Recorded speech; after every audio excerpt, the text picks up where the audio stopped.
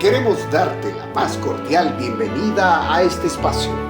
La Iglesia Bíblica El Molino te invita a que juntos aprendamos a guardar todas las cosas que nos ha mandado nuestro Señor Jesucristo.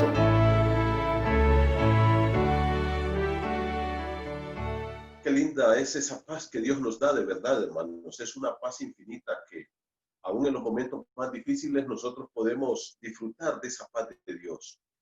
Qué bueno que estás con nosotros hoy. Quiero comentar rápido dos cositas antes de tener el estudio de la palabra del Señor. La primera de ellas es que siempre estemos orando por esta familia maravillosa que, pues, por sus trabajos y cosas han tenido que salir y tristemente, pues, han sido contaminados con el COVID. Estuve platicando hoy con esta familia, con estos hermanos, y han estado con fiebre. Bueno, el esposo ha estado con fiebre bastante alta, mucho dolor de cabeza, mucha jaqueca. Entonces, oremos por ellos, hermanos. Están estables y están tomando medicamentos, pero oremos para que Dios los fortalezca, que quite todo temor, todo miedo, toda angustia, de tal forma que ellos puedan estar animados, que puedan estar bien. Y la otra cosa que quiero compartir con ustedes, hermanos, es una noticia que pude ver este mediodía. Estábamos con mi esposa aquí viendo un poquito de noticias y pude ver un grupo de pastores que llegaron al Sinajer y a otros lugares para llevar una carta solicitando al gobierno que abra las iglesias. Hermanos queridos, espero que ustedes hayan visto esa noticia. Hoy salió. La pregunta es, y yo no vengo a juzgar a nadie porque no soy juez de nadie, ¿qué hay atrás de esto? Yo como pastor, hermano, quiero proteger tu vida, tu familia. Quiero decirte que las iglesias junto con restaurantes y supermercados y otros lugares son los lugares de más alta contaminación que pueden haber. Por otro lado, mi hermano, ¿cuál es el propósito de reunirnos? Bueno, estar juntos cantando al Señor, pero si vamos a estar juntos a 2 metros, atrás y adelante, a los lados, a la derecha y a la izquierda, si no podemos darnos la mano, si no podemos saludarnos, si no podemos estar juntos, bueno, yo creo, hermanos, que es un poquito de problema eso. La edificación la vamos a tener siempre, la edificación la estamos teniendo ahora. Por tanto, yo creo que nosotros debemos de ser sabios. La Biblia dice que no debemos de ser simples. Dice que el sabio ve el mal y se aparta. El sabio ve el mal y se aparta. Yo creo que como pastores debemos dar un ejemplo de protección, de cuidado, para que nuestros hermanos y hermanas, las ovejitas que van ahí, con las cuales nos congregamos, puedan estar seguras. Ahora, imagínense ustedes todo el protocolo que hay que seguir para congregarse, si se llega a dar ese momento, que más adelante, lógicamente, se va a dar. Pero imagínense todo el protocolo. Desde que tú entras a la iglesia, ahí van a estar un grupo de hermanos, por lo menos 2 hermanos ahí, diciéndote, hermano, vaya a lavarse las manos, y luego venga a sus pies, le vamos a echar esto, y ahora póngase este gel, no toque nada, por favor, no abrace a nadie. Luego, terminando esa reunión, porque no podemos tener una reunión, van a haber que 3 o 4 reuniones el sábado y domingo, a cerrar todo, a limpiar, a desinfectar cada silla, cada micrófono, el púlpito, el piso, los pasamanos. Y la pregunta es, ¿qué hay atrás de esas peticiones? Bueno, yo creo, hermanos, incluso que si el asunto es de ofrendas y diezmos, bueno, eso lo solucionamos para que la gente pueda hacerlo a través de una cuenta en el banco. La gente siempre está yendo al banco. La gente siempre está haciendo sus trámites bancarios. Lo puede hacer a través del internet, incluso hacer transferencias o hacer depósitos. Incluso pueden ustedes imaginarse la gente ofrendando en la iglesia y luego ese dinero se lleva ya y hay que contarlo. Y supóngase que haya 1, 2, 3 personas que son asintomáticos en la iglesia, pero ellos están transmitiendo ese virus. Ay, ese dinero lo llevan allá y hermanos empiezan a contar ese dinero y luego se lo pasan al tesorero para que el tesorero haga el depósito. Supónganse que ese dinero está contaminado también. Es un riesgo, es un riesgo. Entonces, hermanos, yo soy de los pastores que creo que debemos tener cuidado, no hay que tener prisa. Es más, a ti te digo, calma, hermanos, y mira, esto es lindo, estar aquí congregados, estar aquí, poder verles a ustedes, les llamamos, les hablamos, nos edificamos mutuamente. Yo creo que debemos tener mucho cuidado y como dice la Biblia, hay que actuar con mucha sabiduría, con mucha prudencia. Por tanto, hermanos, ánimo, disfrute con su familia ahí, gócese con su esposa, con sus hijos, con sus padres ahí en su casa, en este tiempo hermoso. Dediquemos estas reuniones para adoración de verdad al Señor. Los cantos que el grupo nos prepara son hermosos para que adoremos a Dios, para que cantemos. Miércoles, viernes y domingo podemos exaltar el nombre del Señor, nos tomamos de la mano ahí con la familia y podemos cantar, adorar y también podemos orar. Y ahí hay hermanos que nos guían en oración. Entonces, hermano, estamos caminando como iglesia, estamos edificándonos, estamos creciendo. Así es que yo les animo en el nombre de Jesús, oren para que Dios nos dé sabiduría y que Dios nos dé mucho cuidado en esto. Entonces, con esto en mente, hermanos, yo solamente quiero aclarar mi posición ante esta situación que se dio hoy. No crean que yo andaba ahí, por favor, dejando esas cartas, ¿ok? Eso lo aclaro muy bien. Yo creo que Dios tiene un tiempo para todo. Y si este tiempo es para estar en casa y para adorar ahí, para ver otras expectativas, otros medios, otras formas, que Dios quiere que miremos que no estábamos viendo como iglesia, pues abramos nuestros ojos. Abramos nuestros ojos. A ti se te envía antes de la reunión una cita a través para que te conectes en el Zoom los miércoles, los viernes a las 7 y los domingos a las 10:30. ¿Okay? Hermano, aprovecha para mandar eso a otros amigos y hermanos y familia y compañeros de trabajo. Y mándales un mensaje, conéctate, estudiemos la palabra, oremos, para que la gente vaya escuchando. Es una linda oportunidad para que otras personas puedan venir a escuchar la palabra de Dios. Aquí no estamos tratando de hacer promoción, ni nada de esto. Queremos edificar, queremos predicar el Evangelio y lo estamos haciendo. Por tanto, mi hermano, yo te animo. En el nombre de Jesús, llegará el momento que vamos a volver a la reunión, a la congregación, todos juntos, pero mientras tanto estemos tranquilos. Vamos a orar. Quiero que tomes tu Biblia ahí en tu mano. La Biblia dice que este libro es la palabra de Dios. No podemos quitarle, ponerle, adulterarle. Tenemos que verla con toda la seriedad y con la luz que solo el Espíritu Santo nos puede dar.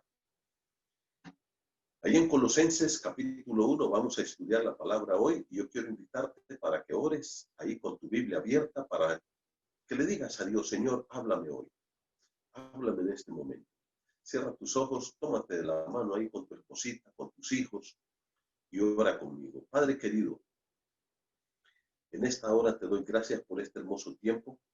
Podemos estar aquí adorando, alabando y exaltando tu nombre como iglesia, reunidos a través de este medio que tú nos has dado, Señor, para edificarnos, para adorar juntos, para cantarte, para orar, para vivir esta vida cristiana aquí como iglesia también, Señor.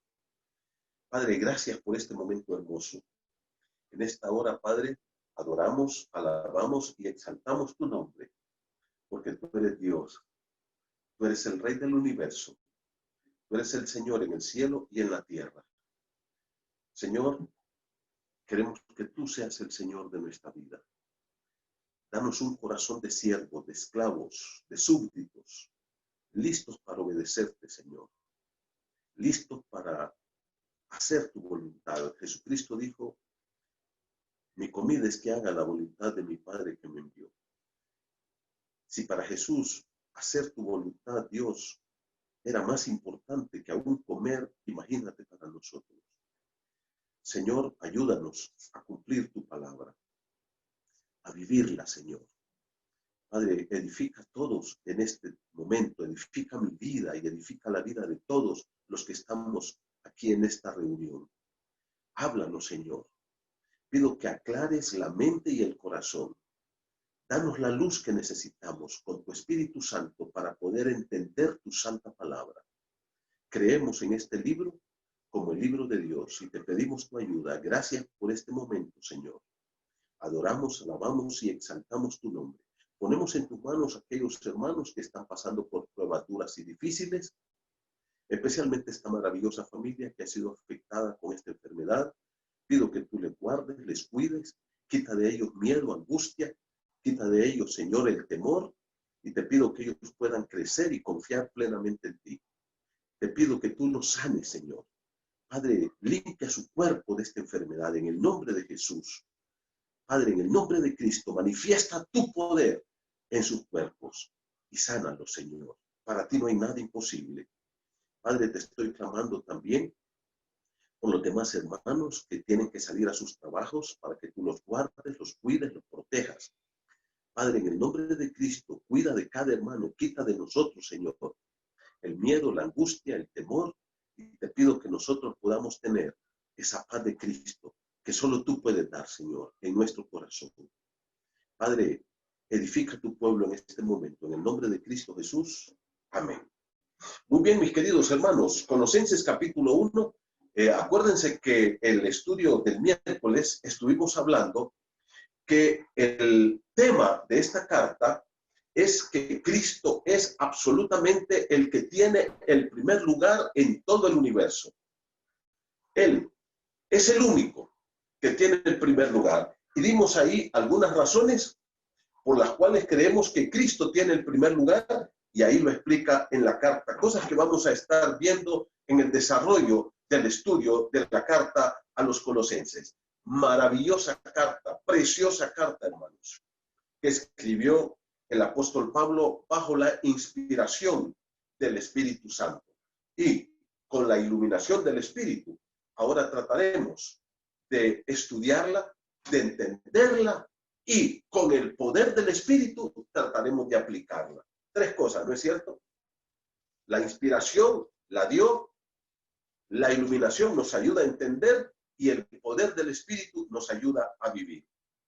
Tres cosas fundamentales que usted y yo tenemos que entender. Vamos a leer entonces ahora en Colosenses capítulo 1, versículo 3. Voy a llegar en este momento hasta el 8, aunque el pasaje se extiende hasta el 14. Pero es un pasaje demasiado rico. Tiene muchos elementos. Ayer y hoy que he estado estudiando este pasaje, leyéndolo, analizándolo, revisando algunas notas que he escrito y viendo algunos otros comentarios y libros y escritos, me doy cuenta que es un pasaje extremadamente rico. Tiene demasiado contenido. Entonces hoy nos vamos a dedicar a la primera parte. Vamos a leer Colosenses 1, 3 al 8.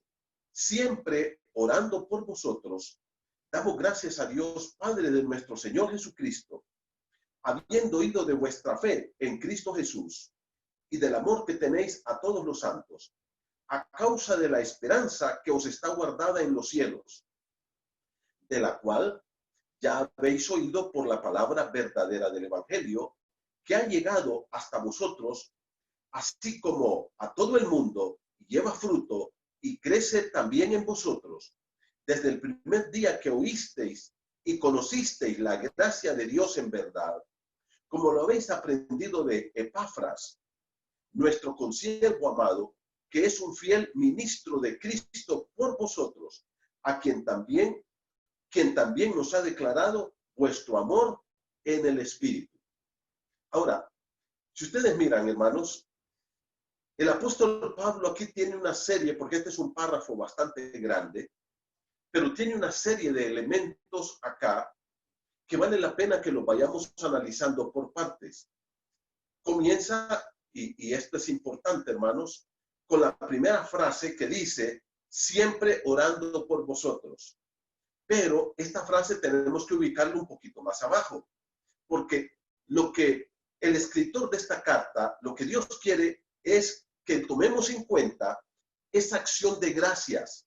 Lo que dice ahí en el capítulo 1, verso 3, damos gracias a Dios, Padre de nuestro Señor Jesucristo. Ahora, el apóstol Pablo comienza expresando una gratitud profunda a Dios. Y dice, mire, nosotros damos gracias. Y mire, este verbo, damos gracias, está en tiempo presente. O sea, era algo permanente en la vida del apóstol. Dar gracias a Dios por la vida de los hermanos en Colosas. Dicho sea de paso, ya lo dije yo en el primer estudio, que el apóstol Pablo nunca había estado en esta iglesia. No conocía a estos hermanos. Él no fundó esta iglesia. Probablemente fue Epafras el que lo fundó. Lo que dice ahí en el versículo número 7. Pero no lo sabemos a ciencia cierta quién fundó la iglesia. Lo que sí sabemos es que Pablo no había tenido una relación personal con ellos. Sin embargo, el peligro de la iglesia, y probablemente Pablo ya conocía a algunos de sus líderes, por ejemplo a Epafras, por lo menos a él, ¿qué pasó? Entonces Pablo se preocupa por esta iglesia.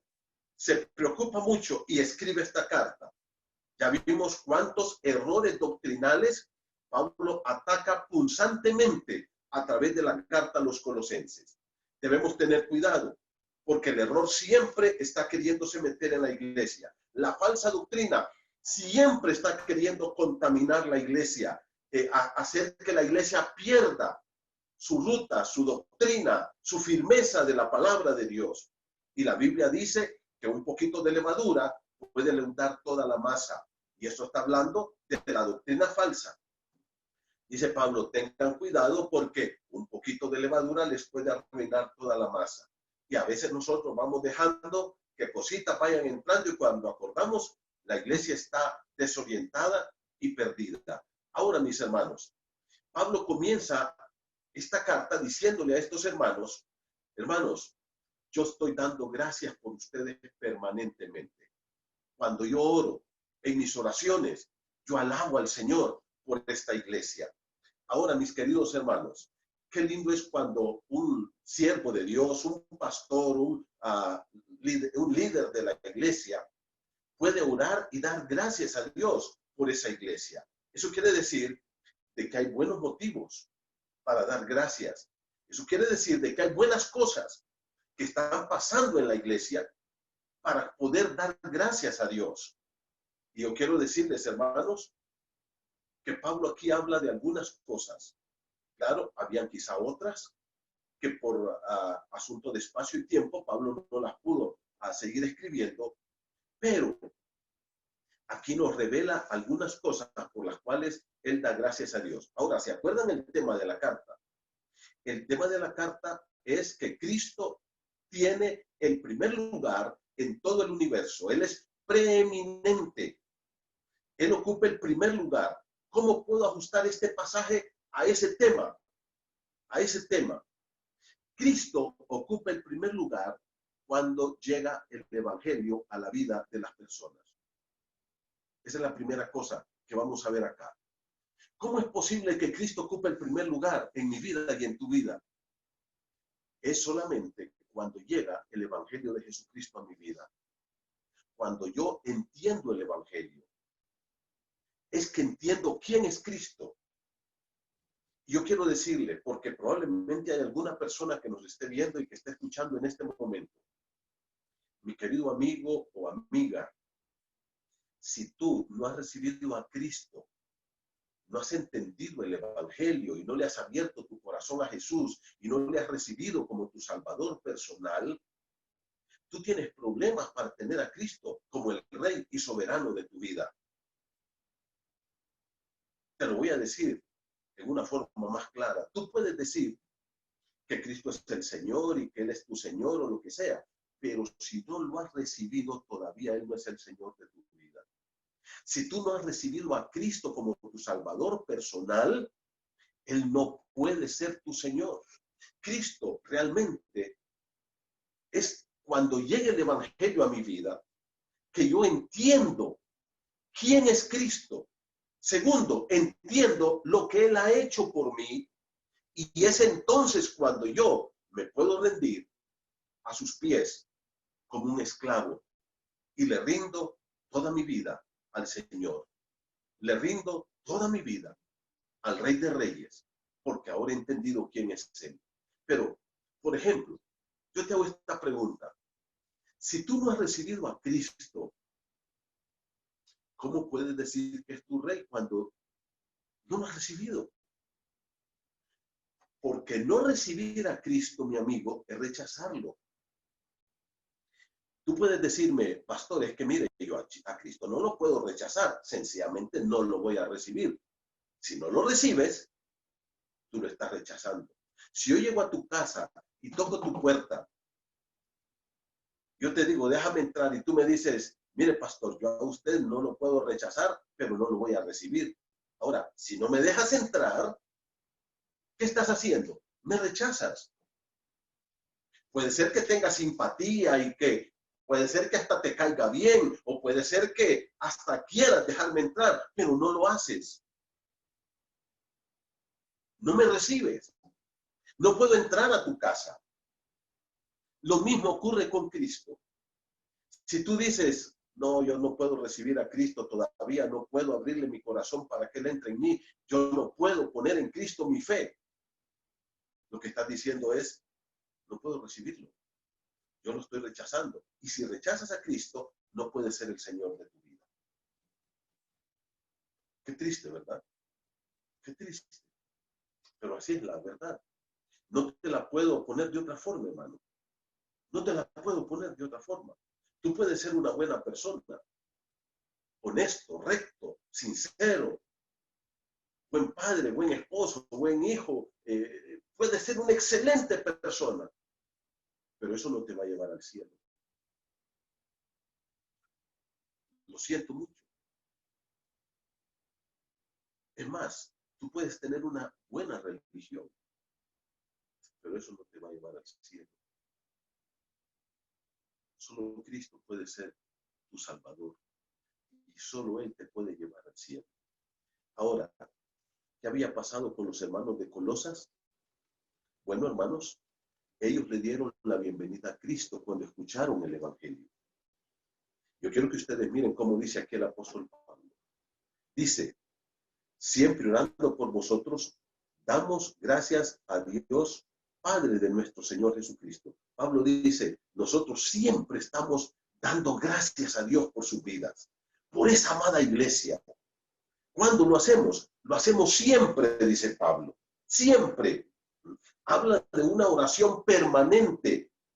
Hermano, una oración de gratitud que se está haciendo cada día, siempre.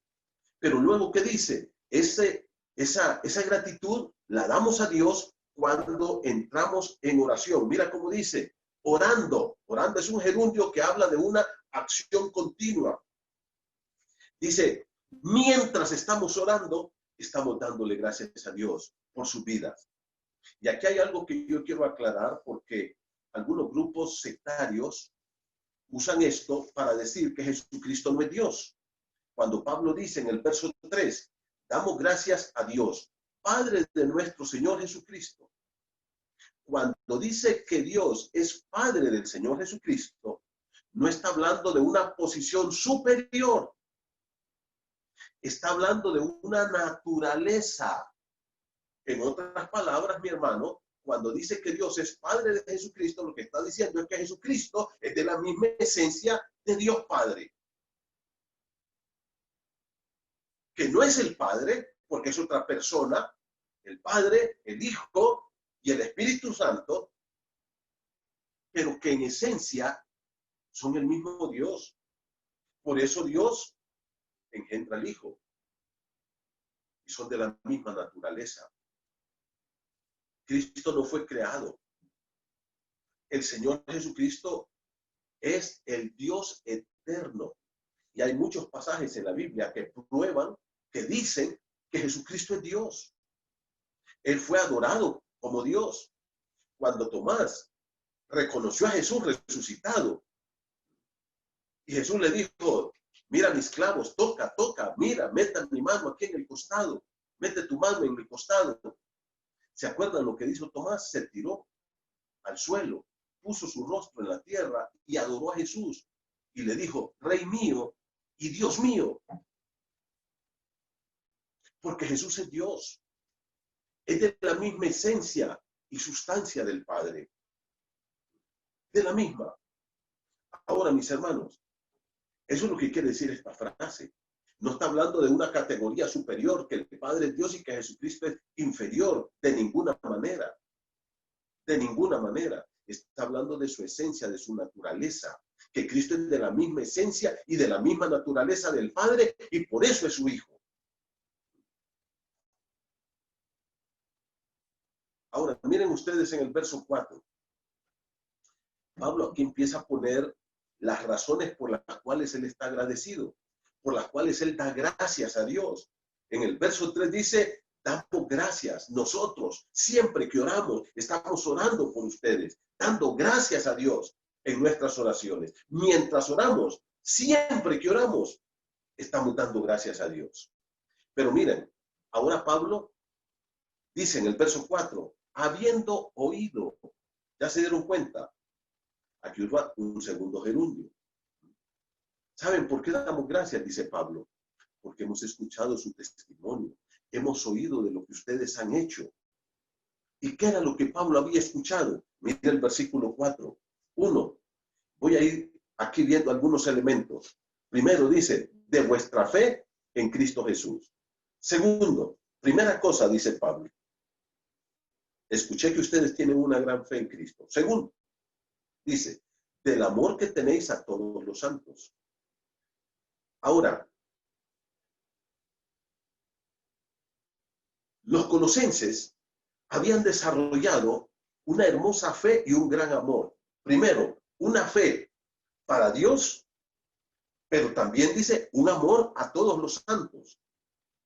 Ya hablé de este punto, hermanos, hablando de los santos, cuando hablé de la iglesia. Cuando dijimos, ¿qué es la iglesia? ¿Qué dijimos? La iglesia son todos los santos del Señor. Porque somos santificados y así nos llama la Biblia. Es interesante. Y esto le va a parecer un poco extraño, hermanos, que la Biblia nunca dice, en el Nuevo Testamento, nunca dice, por ejemplo, Pablo, Pedro, Juan o Santiago, Judas, cualquiera de los escritores del Nuevo Testamento, escribo a los pecadores redimidos de Colosas o a los pecadores redimidos de Corinto o de Roma. No. Siempre dice a los santos que están en Roma, que están en Corinto, que están en Éfeso, que están en Colosas, porque somos santos ya. Hemos sido apartados para Dios. Y ahora dice Pablo, mire, nosotros escuchamos, nos contaron, ese testimonio nos trajeron de ustedes. Primero, que ustedes tienen una gran fe en Dios, una gran confianza en su Dios. Y segundo, que ustedes tienen un gran amor para todos los santos. Ahora viene la pregunta, hermanos. Y estoy avanzando un poquito porque quiero detenerme un poquito más adelante. ¿Cómo fue que esta fe llegó a estos hermanos, o que estos hermanos empezaron a tener una fe en Dios y luego también tuvieron una fe hacia todos los hermanos en Cristo, llamados santos aquí, en el versículo número 4? Mira, ¿cómo fue que esto llegó a ellos? Pablo está construyendo su pensamiento y me encanta cómo lo hace. Versículo 5. A causa, ¿cuál fue la causa por la cual ellos tienen una gran fe en Dios y un gran amor por todos los santos? Dice, de la esperanza que os está guardada en los cielos. Dice Pablo, mire, ustedes tienen una gran fe en Dios, pero también tienen un gran amor para todos los santos, para todos los hermanos en Cristo. ¿Y cómo fue que ustedes tuvieron esa fe en Dios? ¿Y cómo es que tienen ese gran amor para todos los santos? Bueno, dice, a causa de la esperanza. Dice, es que ustedes tienen una gran esperanza. ¿Y cuál es la esperanza? Dice, esa esperanza que está guardada en los cielos. La esperanza de la vida eterna es esta, hermanos. La esperanza de que todos nuestros pecados fueron perdonados y tenemos el regalo más maravilloso que se llama vida eterna. Y el escritor dice, al darse cuenta ustedes que tienen la vida eterna, su fe ha crecido y su amor para todos los santos es tremendo, dice Pablo. Miren qué interesante. La otra pregunta entonces que viene en este momento es, ¿y cómo llegó esa esperanza a estos hermanos? ¿Se dan cuenta cómo Pablo va construyendo su pensamiento? Mírenlo conmigo en el versículo número 5. Dice, ¿a causa de qué? ¿Por qué tienen esa gran fe en Dios y tienen ese gran amor por todos los santos? Porque ellos tienen una gran esperanza. Esa esperanza está guardada en los cielos. Es la esperanza de la vida eterna, que un día vamos a estar con Dios eternamente y para siempre. Versículo número 5 dice, de la cual, pronombre relativo, que hace énfasis en la esperanza.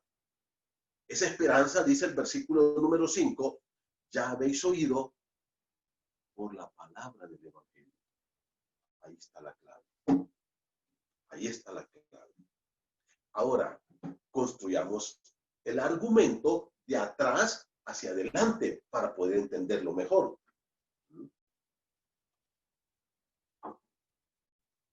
Primero, ¿qué llegó a ellos? El Evangelio. Mira el versículo 5, al final dice, por la palabra verdadera del Evangelio. Y voy a leer el verso 6, mírenlo conmigo. Dice, que ha llegado hasta vosotros. ¿Qué? Pronombre relativo, se refiere a Evangelio. Ese Evangelio, dice Pablo, ha llegado hasta ustedes. Así como a todo el mundo. Dice, el Evangelio está siendo predicado en todo el mundo. Qué hermoso es escuchar que el Evangelio puede ser predicado. Y mire cómo dice, hermano. Así como a todo el mundo. Lleva fruto. Ahora les dije yo, construyamos ese argumento de atrás para adelante. Primero, ¿qué llegó a estos hermanos allá en Colosas? El Evangelio. Ellos oyeron el Evangelio. ¿Y qué pasó? El Evangelio les trajo una esperanza. La esperanza del perdón de todos sus pecados y de tener el regalo de la vida eterna. Y cuando ellos recibieron esa esperanza a través del Evangelio, que es Cristo Jesús, que murió por ellos en la cruz, y ellos le recibieron por la fe como su único Salvador, entonces ellos dieron el paso de la fe y creyeron. Y tienen una tremenda fe en Dios y ahora han desarrollado un amor para todos los santos. ¿Se dan cuenta? ¿Qué fue lo que trajo el cambio? ¿Qué fue lo que hizo ese clic? ¿Qué fue lo que hizo ese break? Ese quiebre. El Evangelio. Hermanos, es el Evangelio el que transforma la vida de la persona. Por eso la palabra de Dios lo dice claro. Primero, el Evangelio es poder de Dios para salvación. El hombre solo a través del Evangelio es el único mensaje que puede traer esta esperanza y puede traer un cambio a la vida de las personas. No hay nada más que eso. Ahora, si ustedes miran conmigo, ahora Pablo dice, ¿se dan cuenta por qué yo doy gracias a Dios por ustedes permanentemente? Doy gracias a Dios porque me nace en mi corazón alabar a Dios, exaltarlo, porque el Evangelio llegó a ustedes y ustedes entendieron la promesa del Evangelio, que es la vida eterna, esa esperanza que tienen guardada en el cielo, y eso les ha desarrollado una fe firme en el Señor y un amor para todos los santos. Hermoso, hermanos. Hermoso. ¿Qué trae el cambio a la vida de la persona? Es el Evangelio. La gran pregunta es, pero, ¿qué es el Evangelio? Porque esa pregunta, hermanos, es clave y tenemos que aprender a responder esa pregunta. Yo quiero que nos detengamos un poquito porque Esto del evangelio tenemos que cuidarlo. Ya Pablo lo dijo. Primero, que el evangelio es el poder de Dios para la salvación del ser humano. ¿Qué necesito yo en la iglesia para que la iglesia crezca? Es predicar el evangelio. Hermanos, la predicación del evangelio fue el corazón de la iglesia primitiva. Ellos vivían para predicar el evangelio y murieron por predicar el evangelio. Ellos vivieron para predicar el evangelio y murieron por predicar el evangelio. Ahora, ¿cómo alguien puede entender esto? Que haya un mensaje que sea tan poderoso que valga la pena dar la vida por él, que valga la pena dejar todo por él. Conocemos historias y testimonios de personas que tenían grandes empresas, que eran preparados, grandes títulos, pero una vez que se encontraron con Cristo, dijeron, yo dejo todo esto porque hay algo más importante que es el evangelio. Y se han ido a predicar el evangelio a lugares inhóspitos, a lugares terribles. Y hay muchos que han muerto predicando el evangelio, dando su vida, porque este mensaje vale la pena, hermanos. Ese fue el mensaje que transformó a la gente en Colosas. Es el mensaje que ha transformado mi vida y tu vida, que nos ha dado la esperanza de la vida eterna. No hay otro. No existe otro mensaje más grandioso que el evangelio.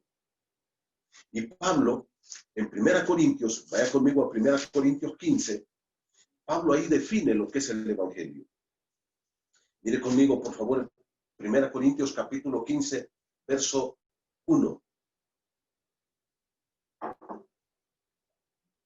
Además, estoy leyendo 1 Corintios 15, 1, dice, os declaro, hermanos, el evangelio que os he predicado, el cual también recibisteis, en el cual también perseveráis. Mira cómo dice. 1. Les declaro el evangelio que os he predicado. Miren lo que dice el verso 3. Porque primeramente os he enseñado lo que asimismo recibí. Esta palabra primeramente habla de prioridad. Predicar el evangelio es la prioridad más grande de la iglesia. Si usted va y reúne un grupo de personas y usted dice, mire que yo tengo y no estoy en contra de esto, una ONG de ayuda social, y yo vengo aquí y vamos a reunir a la gente y vamos a darle comida, está bien. Pero si tú eres cristiano, más que darle comida a la gente, tenemos que darle el evangelio. La comida le va a durar 1 mes, 2 meses, 3 meses, 1 año. Pero el evangelio es eterno. Y no estoy en contra de ayudar a la gente. Creo que debemos ayudarle a la gente. Pero no podemos dividir una cosa de la otra. La iglesia no es una ayuda de beneficencia. La iglesia es el pueblo de Dios que está aquí para predicar el evangelio. Para eso estamos aquí.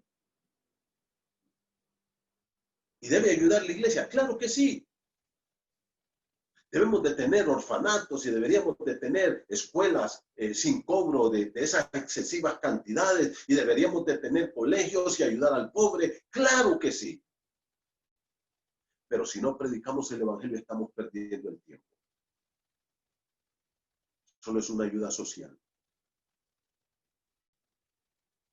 Debemos entender que el propósito de la iglesia aquí es predicar el evangelio.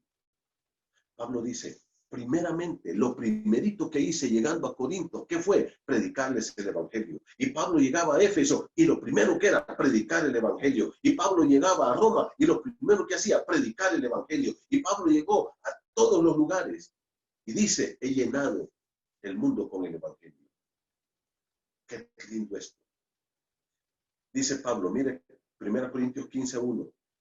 les declaro el evangelio que les he predicado. Segundo, el evangelio que ustedes recibieron. Tercero, en el evangelio que ustedes están perseverando. Y cuarto, versículo 2, por el cual asimismo, si retenéis la palabra que os he predicado, ¿qué palabra? La palabra del evangelio, sois salvos. Si no, creísteis en vano. Dice Pablo, si ustedes realmente han entendido el evangelio y perseveran ahí, es evidencia y es fruto de que ustedes son salvos. Porque hay gente que levanta la mano, ¿sabe? A propósito, le he preguntado a algunas personas, ¿tú eres salvo? Y me dicen, mire, pastor, si yo voy a la iglesia, yo no estoy preguntando si va a una iglesia. Ah, es que yo tengo mi religión. Yo no estoy preguntando si tiene religión. Eres salvo, porque salvo solo se es por medio del evangelio, que nos lleva a Cristo, que nos enseña de Cristo. Mire, el versículo número 3 dice, porque primeramente os he enseñado lo que asimismo recibí. Y esto que está aquí, esto es el evangelio, que Cristo murió por nuestros pecados. Él murió por ti y por mí. Murió por pecadores. Tomó tu lugar y mi lugar, y Él fue clavado por mí y por ti en la cruz del Calvario. ¿Y qué dice? Versículo 4, y que fue sepultado. ¿Sabe usted por qué Cristo fue sepultado, hermano? Por una sola razón, porque Él murió. Solo los muertos se entierran. Y la sepultura de Cristo es evidencia de que Él murió. La gente estaba convencida que Él había muerto. Cuando José de Arimatea llegó a Pilato y le pidió el cuerpo de Jesús, dice, y Pilato mandó a los soldados que estuvieran seguros de que había muerto. Y cuando los soldados vinieron, le dijeron, está muerto. ¿Y qué les dijo Pilato? Entreguen el cuerpo. Y José llevó el cuerpo de Jesús y lo sepultó. Ahora, viene la otra parte. Versículo número 4. Y que resucitó al tercer día, conforme a las Escrituras, y apareció a Cefas, este es Pedro, y después a los 12, y después a más de 500 hermanos a la vez. El Señor murió y fue sepultado, pero al tercer día Él resucitó. ¿Y sabe cuál fue la prueba que Jesús resucitó? Ahí está en el versículo número 5. Dice, y apareció. La gente lo pudo ver de nuevo. Lo pudieron tocar. Comieron con Él de nuevo. Ese es el evangelio. Que el hombre está perdido. Mi amigo, si tú no has recibido a Cristo, tú estás lleno de pecado. Tú estás perdido. Eres pecador y has ofendido a Dios. Pero Cristo llevó tus pecados en la cruz. Y Él murió. Pagó por ti. Fue sepultado y resucitó. Y hoy es nuestra única esperanza de salvación y de vida eterna. Ese es el evangelio. Ese es el evangelio que tenemos que predicar, que tenemos que cuidar, que tenemos que proteger. Y que solo por la gracia de Dios, ya lo vamos a ver en Colosenses, podemos ser salvos. Regresemos a Colosenses, por favor. Han habido muchos evangelios. Estaba el evangelio social,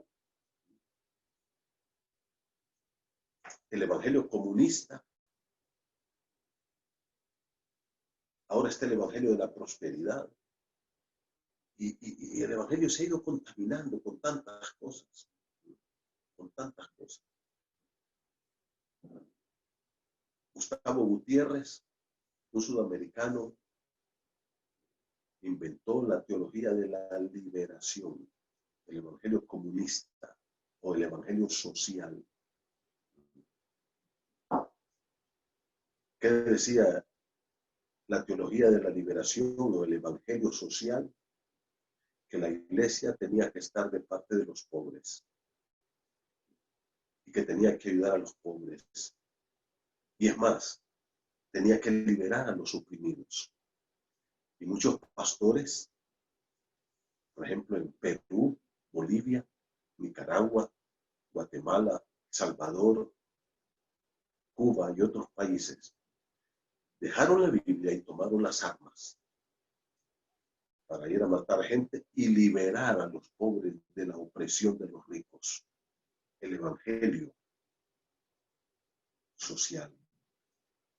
Y entonces la salvación era que se implantara el comunismo. Eso decía la teología de la liberación. Entonces los países comunistas, como Rusia en ese tiempo, la Unión de Repúblicas Socialistas Soviéticas y Cuba, y otros que andaban por esas líneas en Europa Oriental, ya estaban en el reino. Porque cuando llevaba el comunismo era la llegada del reino de Dios a esos países. Totalmente fuera del contexto de la palabra de Dios. Y ahora está apareciendo el evangelio de la prosperidad. Ya ustedes conocen lo que significa eso. Y hay un montón de evangelios. El evangelio de las buenas obras, que tú puedes ser salvo por buenas obras. El evangelio de la religiosidad. Y todo eso tiene al hombre confundido y perdido. Hermano, amigo que me estás viendo, te voy a decir una cosa. El evangelio no es nada de eso. Ni tan siquiera es una religión. Porque ese es otro concepto que ha perdido al hombre, lo ha confundido. Creer que el evangelio es una religión. Y hay gente que me dice, no, hombre, es que yo antes era católico y ahora soy evangélico. Como queriendo decir, me salí de aquí y me metí allá. Yo antes era mormón, ahora soy evangélico. Yo antes era testigo de Jehová, ahora soy evangélico. El evangelio no es una religión. Es el mensaje de Dios para el hombre perdido. Son las buenas noticias para el hombre perdido. Que el hombre está perdido porque es pecador y que va a ir al infierno. Pero que hay esperanza de salvación en Cristo. Que Dios ha hecho la obra a través de su Hijo amado. Y que Cristo murió en la cruz, tomando mis pecados, tomó mi lugar. Y Él pagó por mí en la cruz. Y ahora, si yo pongo mi fe en Cristo y solo en Él, puedo tener la vida eterna. Por gracia, gratuitamente, sin pagar nada. Romanos 3:24, Efesios 2, 8 y 9. Porque por gracia sois salvos por medio de la fe. Y esto no de vosotros, pues es un regalo de Dios, no por obras. No lo puedes obtener por obras, para que nadie se gloríe.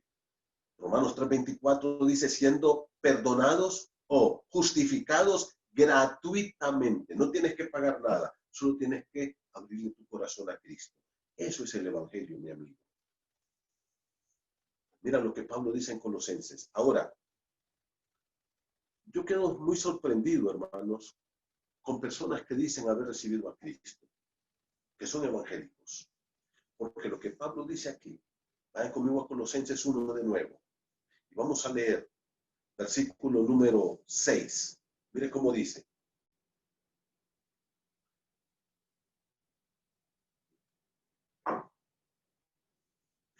Colosenses 1:6 dice así, que ha llegado hasta vosotros. ¿Qué llegó hasta ellos? El evangelio. Ese que es un pronombre relativo que se refiere a lo que dijo en el verso 5, la palabra verdadera del evangelio. Mire, Pablo califica al evangelio como una palabra verdadera, porque hay muchas que son falsas. Hay muchos falsos evangelios. Y ahora, ¿qué dice el verso 6? Que ha llegado hasta vosotros. El evangelio llegó hasta Colosas. Ellos lo escucharon y se dieron cuenta a través del evangelio que había algo maravilloso para ellos en el cielo. Una esperanza, bendita esperanza, maravillosa esperanza de vivir con Dios eternamente y para siempre. Y eso desarrolló una fe. Ellos creyeron en Cristo, lo recibieron como su Salvador y luego un amor para todos los que habían entregado su corazón a Cristo, los cuales Pablo llama aquí santos. Pero mira cómo dice el verso 6. El evangelio no solo llegó a Colosas, no solo llegó a la vida de estos hermanos. Llegó, mira el versículo número 6 dice, el evangelio que ha llegado hasta vosotros, así como a todo el mundo, y lleva fruto. ¿Se das cuenta, mi hermano? Dice, llegó el evangelio a ustedes, pero también al mismo tiempo que llegó, hay dos cosas aquí. El y es una conjunción copulativa que une estas dos cosas. ¿Qué cosas une? Uno, la llegada del Evangelio, y cuando esta gente entendió el Evangelio y recibió a Cristo, empezó a dar fruto. No hay Evangelio sin fruto. Hay gente que llega a la iglesia, levanta la mano, se bautiza y llega los domingos ahí bien cambiadito, bien bañadito, pero sigue haciendo negocios chuecos, sigue robando, ahí en su empresa sigue mintiendo, sigue siendo rebelde, sigue llegando tarde, la hermana sigue siendo una mujer rebelde con su esposo, los hombres siguen siendo malcriados, ofensivos y gruñones con su esposa. ¿Y el fruto dónde está entonces? ¿Dónde está el cambio que produce el Evangelio? ¿Dónde está? Mire cómo dice el versículo 6, dice, y lleva fruto y crece. Una tercera cosa, el Evangelio dice, llegó, dio fruto en ustedes y sigue creciendo en ustedes. El Evangelio no se detiene en mi vida, porque el Evangelio es la palabra de Dios, que yo tengo que crecer cada día a través de ella. Ahora, mis hermanos, dice aquí la palabra de Dios que el Evangelio da fruto. Y entonces nos preguntamos, ¿qué fruto espera Dios de mí? Yo les decía hace un tiempo, hace un momento, hay gente que recibe a Cristo y usted no mira ningún cambio. Recuerdo hace muchos años, estaba pastoreando una iglesia y una hermana llegaba permanentemente a la iglesia. Y un día fuimos con mi esposa a visitarla. Sabíamos que era casada, tenía su familia y todo. Y a mí me sorprendió que su familia no llegara con ella. Solo ella llegaba a la iglesia. Y entonces fuimos con mi esposa a visitarla. Nos sentamos, ahí estaba su esposo, muy amable, platicando y platicando. Y en eso me dice el esposo, mire, pastor, yo le voy a decir una cosa. Delante de mi esposa se lo voy a decir. Yo no sé qué es lo que esta señora va a hacer a su iglesia. Y me empezó a dar una serie de quejas. Y me dice, que le diga ella, si es cierto, es mentira lo que yo estoy diciendo. Esa señora va a la iglesia y ella llegando a la casa dice, es un diablo completo. Y entonces entendí por qué ninguno de su familia quería ir a la iglesia. Había un hermano, varón, este es un caso contrario, que en estos casos es peor, porque normalmente cuando el hombre recibe a Cristo en la familia normalmente va con él a la iglesia. Más cuesta que la mujer lleve al esposo, aunque al final lo termina llevando casi siempre. Pero es más fácil que el hombre lleve a su familia, porque él es cabeza de su hogar. Y este hombre llegaba a la iglesia, y su familia no iba. No iba. Un día, su esposa me llama y me dice, pastor, mi familia y yo queremos hablar con usted. Y ya nos fuimos. Llegué, nos sentamos y me dice, quiero que hable con fulano de tal, mi esposo. Le digo, ¿qué quiere que hable con él? Y me dice, pastor, ese hombre va a la iglesia, que ya vive metido en la iglesia, pero aquí en la casa no lo soportamos. No lo soportamos. Y entonces me estuvo contando sus gritos, sus enojos, casi llegaba a los golpes con ella, tacaño, avaro, bueno, tantas cosas. Un día platico con él en la iglesia, le llamo y le digo, hermano, ven, platiquemos, quiero platicar contigo. ¿Por qué tu esposa no se ha convertido? Le pregunto yo. Y me dice, mire, pastor, si esa mujer no se convierte, terrible, me dice, es que, mire, yo me levanto a las 6 y me pongo a orar al lado de la cama, ahí donde está ella acostada, y yo oro en voz alta. Y le digo, Señor, conviértele el corazón duro que tiene esta mujer. Y a las 7 me levanto de orar, dice, y le pongo el programa de la radio. Y después le pongo el otro programa, y después me pongo a leer la Biblia en voz alta. Le digo, pero ¿cómo está tu testimonio? El evangelio es fruto, hermano. Tú y yo tenemos que dar fruto para la gloria de Dios. Y ese fruto, mira el versículo 6 dice, y crece. ¿Y qué dice? No solamente hay que oír el evangelio y hay que creer, hay que dar fruto. ¿Se acuerdan ustedes cuando la gente venía a Juan el Bautista? Y la gente le decía, bautízanos Juan, bautízanos. ¿Se acuerdan lo que Jesús les dijo a los religiosos de su tiempo, a los fariseos, saduceos y escribas? Hagan frutos dignos de arrepentimiento. El arrepentimiento tiene que producir fruto en mi vida. El evangelio tiene que producir un cambio en mi vida. Y mucha gente está pisoteando el evangelio. Mucha gente está pisoteando el evangelio con un testimonio pésimo. Pésimo. Mire lo que dice la palabra de Dios y voy a ir rápidamente para mirar algunos frutos que Dios espera. Acuérdate de Juan 15. En Juan 15, versículo 2, Jesucristo dice, hay algunos que no llevan fruto. Luego dice, hay algunos que están llevando fruto. Los voy a limpiar, dice, para que lleven más fruto. No llevan fruto. Luego dice, llevan fruto. En el mismo versículo 2 dice, quiero que lleven más fruto. Y en el verso 5 y en el verso 8, Juan 15, 5 y 8, Jesús dijo, y quiero que lleven mucho fruto. Fíjate bien, no dan fruto. Pero luego, ¿qué dice? Empiezan a dar fruto, pero quiero que den más fruto. Y luego, ¿qué dice? Quiero que den mucho fruto. Es como un creciendo. ¿Y qué fruto espera Dios de nosotros? Bueno, quiero hablar rapidito de 5 frutos. Número 1, uno de los frutos que más anhela ver Dios en mi vida y en tu vida es el fruto del Espíritu. Gálatas 5, 22. Mas el fruto del Espíritu es amor, gozo, paz, paciencia, benignidad, bondad, fe, mansedumbre, templanza. 9 cosas. Habla de madurez espiritual. Primer fruto que Dios quiere ver en mí y Dios quiere ver en ti es el fruto del Espíritu. Un amor genuino como estos hermanos lo tenían. Una paciencia. Un gozo permanente en nosotros. Pero hay un segundo fruto que Dios quiere ver en nosotros. Y son personas ganadas para Cristo. Mira lo que dice el apóstol Pablo en el libro de Romanos, capítulo 1, verso 13. Rápidamente, busque conmigo Romanos 1, 13. Pablo dice así. Estamos hablando del fruto que Dios quiere ver en mi vida como producto del evangelio en mí. Que yo ya tengo el evangelio en mi corazón, ya recibí a Cristo. Dice el texto bíblico, mira conmigo, primer fruto, ¿cuál es? El fruto del Espíritu. Gálatas 5, 22, 23 y 24.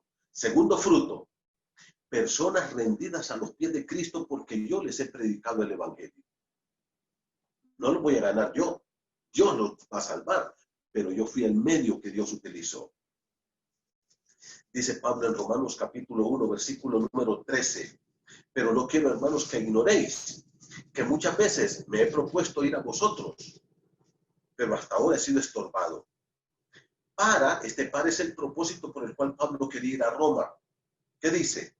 Para tener también entre vosotros algún fruto como entre los demás gentiles.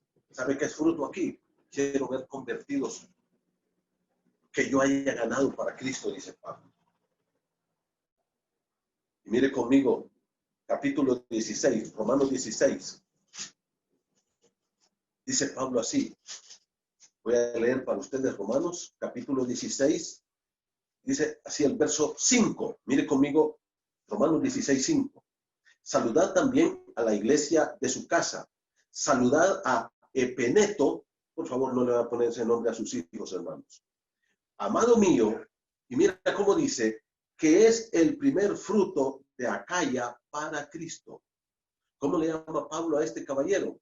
Que fue el primero que ganó para Cristo. Fruto. Epeneto, Pablo dice, es un fruto que tenemos ahí. Entonces, ¿cuál es el primer fruto? Los frutos del Espíritu, el fruto del Espíritu. Segundo, almas ganadas para Cristo. Tercero, fruto de labios que confiesen su nombre. Mire conmigo Hebreos capítulo 13, por favor. Vaya conmigo a Hebreos 13. Me encanta este versículo. Había una canción muy bonita, me gustaba mucho, no recuerdo quién la cantaba. Dice, traemos sacrificios de alabanza. La alabanza es un fruto que debemos darle al Señor, un sacrificio para Él. Mire conmigo, Hebreos 13:15 dice, así que ofrezcamos siempre a Dios, siempre, por medio de Él aquí es Cristo, nuestro gran sumo sacerdote, sacrificio de alabanza. Es una boca que se abra para alabar y exaltar al Señor. Es decir, ¿a qué se refiere este sacrificio de alabanza? Fruto de labios que confiesen su nombre. La boca debe abrirse no para maldecir, no para decir palabras obscenas, no para contar chistes vulgares, no para andar criticando y juzgando a los hermanos, para confesar el nombre de Cristo, para proclamar a Cristo como el Salvador y Señor. Dice, ofrezcamos siempre a Dios, no de vez en cuando, no solo cuando estamos en la iglesia, siempre, por medio de Él, por medio de Cristo, sacrificio y alabanza. Es decir, fruto de labios que confiesen su nombre. Hermano, debemos de expresar con nuestra boca lo que hay en nuestro corazón, porque de la abundancia del corazón habla la boca. Que en tu corazón hay una alabanza permanente que esté expresándose para tu Dios. En cuarto lugar, un fruto más que nosotros damos al Señor es la ofrenda. Es la ofrenda. Mire conmigo, por favor, Romanos capítulo 15 de nuevo. Romanos capítulo 15, cuando tú das tus diezmos y tus ofrendas al Señor, estás dando un fruto para Él. Mire conmigo, Romanos capítulo 15, versículo número 28. Romanos 15, 28. Pablo estaba recogiendo una ofrenda para los hermanos de Jerusalén y aquí les dice a los de Roma, mire lo que dice, verso 28, Romanos 15, 28. Así que cuando haya concluido esto, cuando haya recogido toda la ofrenda que quiero recoger, dice Pablo, y les haya entregado este fruto, ¿a quién se los haya entregado? Allá a la iglesia de Jerusalén. Ellos estaban pasando en una hambruna. Y entonces dice Pablo, yo voy a Jerusalén a entregar este fruto y se lo voy a entregar. ¿Cómo le llama Pablo a esa ofrenda? Fruto. Mire conmigo Filipenses, por favor, hermano. Vaya a Filipenses capítulo 4. Los hermanos de Filipo le mandaron una ofrenda al apóstol Pablo. Y ahora mire Pablo cómo dice aquí, Filipenses capítulo 4, versículo número 17. Dice así la palabra del Señor. Filipenses 4, 17. No es que busco dádivas. Pablo dice, yo no soy mendigo, ¿ok? Sino que busco fruto que abunde en vuestra cuenta. Cuando ustedes, dice Pablo, me dan una ofrenda, es un fruto que abunde en su cuenta. Y Dios lo acepta como una ofrenda para Él. Es un fruto que Dios quiere ver en nosotros. A veces nosotros somos muy codos, nos cuesta dar, nos cuesta ofrendar, nos cuesta dar nuestros diezmos. Hermano, dalo como un fruto para el Señor. Y un fruto más que Dios quiere ver en tu vida son buenas obras. Y aquí quiero hacer una aclaración. Las buenas obras no son para salvación. Nadie va a ir al cielo por hacer buenas obras, pero Dios quiere que hagamos buenas obras ahora que somos salvos. Mire conmigo Colosenses, capítulo 1, verso 10. Dice así, para que andéis como es digno del Señor, agradándole en todo, llevando fruto en toda buena obra. Cuando tú haces buenas obras, ayudas a tu prójimo, cuando tú haces cualquier cosa, le das un plato de comida a un pobre, tomas a un niño y le das ropa, dice, estás haciendo un buen fruto, las buenas obras. Y esas no son para ir al cielo. Nadie va a ir al cielo por hacer buenas obras. Pero cuando yo soy salvo y el evangelio llegó a mi corazón, Dios quiere que yo haga buenas obras. Efesios lo define muy bien esto. Miren lo que dice Efesios 2, 8 y 9. Porque por gracia sois salvos, por medio de la fe. Y esto no de vosotros, pues es un don de Dios. No por obras, para que nadie se gloríe. Verso número 10 dice, porque somos hechura suya, creados en Cristo Jesús, ya nacidos de nuevo, para buenas obras, las cuales Dios preparó de antemano para que anduviésemos en ellas. ¿Qué dice la Biblia? Verso 9. no por obras. La salvación no es por obra, pero el verso 10 que dice, para hacer buenas obras.